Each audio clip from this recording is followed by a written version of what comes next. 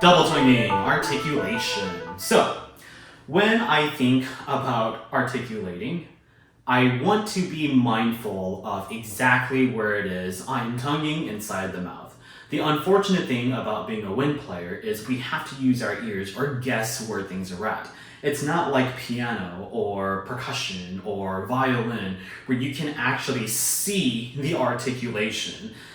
You can see how much bell they use, you can see how much force is used on a percussion instrument, or you can see the amount of weight that someone pushes on the keys as far as piano goes. But when it comes to wind players, everything happens in here. So we have to open up our ears and figure out where exactly am I supposed to tongue, because I can't see it. Unless, of course, there's an X-ray in front of you, but in which most cases, we're not going to be playing flute in front of an X-ray. The way I like to think about tonguing is I think of the word da, but right before the teeth. So the tip of my tongue is touching not the teeth, but just right before in the gum area. Da, da, da, da, da. I like to use the word dog, and imagine as if you're angry at a dog, or your own dog, I don't know, and you say, this dog, dog. The reason why I use the word dog is because the jaw already opens up, and you allow for more air to move across. I don't like to use other vowels. You could use other vowels if you'd like, as so long as you create an sound. Da, da, da. And no matter what happens, air is always going to move forward because of the way your embouchure is shaped. What I'm concerned about now is just opening up the space in the mouth, hence why I use the word dog. You'll hear other teachers say do, goo, do, goo, do, goo, do, goo, do, goo, do, which is totally fine too, because that's naturally what's going to happen when you play into the flute. But I want your mind to think da. That way you have space happening inside here while having air move forward with your embouchure. Now, why don't I like tonguing on the teeth? The reason for it is because you create a very spitty da, da. Like if you say the word the tongue touches the teeth. The. By doing that, you have more or less this kind of articulation.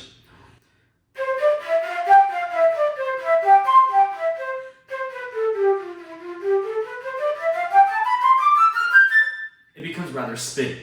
I like to use da because now, even if I were to whisper it, it's not as spitty, or the air doesn't spread as much.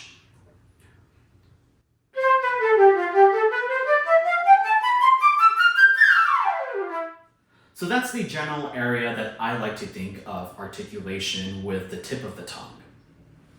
Now, of course, depending on the music, instead of using the word dog, you might use a T instead. Ta. Depending on the intensity of the music. Like let's say if I'm playing something rather aggressive, I would use ta as the articulation to create more force. But if I'm playing something a little bit more lyrical, I'm going to use ta to create a softness to the articulation. So ta or da is where I generally say is a good articulation. Now what about double tonguing? Because the back of the tongue is not being used. When double tonguing, it's da-ga, da-ga, da-ga, da-ga, da-ga, da-ga, da. I'm now using the syllables da and ga. Now, it's not often that we're taught to use the back of our tongue to articulate music, because generally when you first learn how to tongue, you use the forefront, which is the da. But in double tonguing, we gotta be sure that our da and gas sound as even and cleanly similar as possible. So if I did this for you, and I did this, can you tell the difference between the two? There might be a slight difference that you might be able to tell, very, very slight, but they almost don't sound anything different because my da and ga are really close to each other.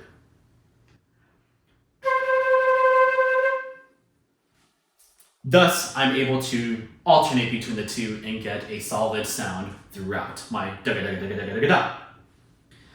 Before building on the double tonguing, I really recommend going back to all your old sheet music and practice tonguing them again, but with all K articulations. So in the beginning, maybe when you first picked up the flute, your Twinkle Twinkle Little Star probably sounded like this.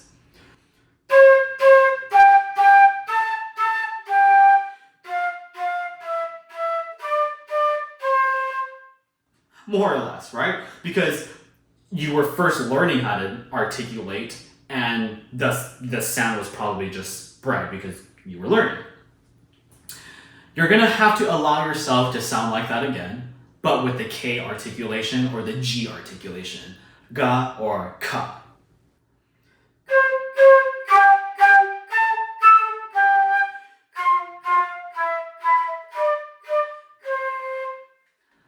But just like how you weren't as great with single tonguing before, with the D articulation, you're also not going to sound good with your K articulation because you're starting over, trying to get that to sound just as good as your T or D articulations. Eventually, you want it to sound pretty close.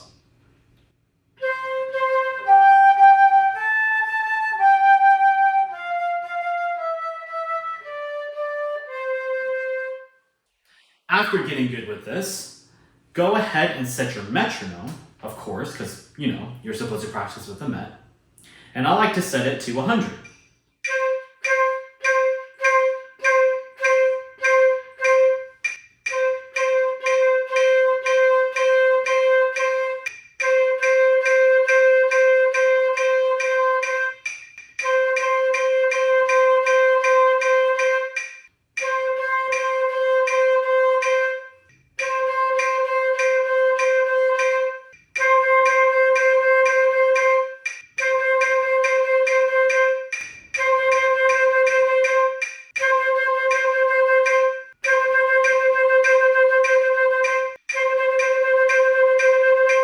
Now, 120 seems to be like a pretty good tempo to be able to double tongue. Obviously, there's music that's going to be much faster than 120, but around here is when I say is a good tempo to be at, and then over time, the speed of your articulation will become better and better because the muscle needs time to develop.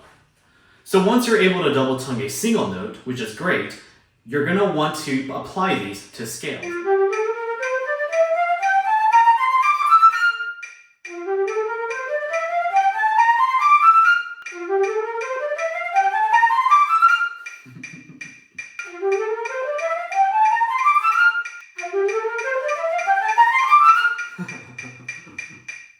And then of course you're going to want to apply them in all scales, not just F major. Approaching your double tonguing in this way is really going to help you be able to develop the muscle that is needed to be able to double tongue.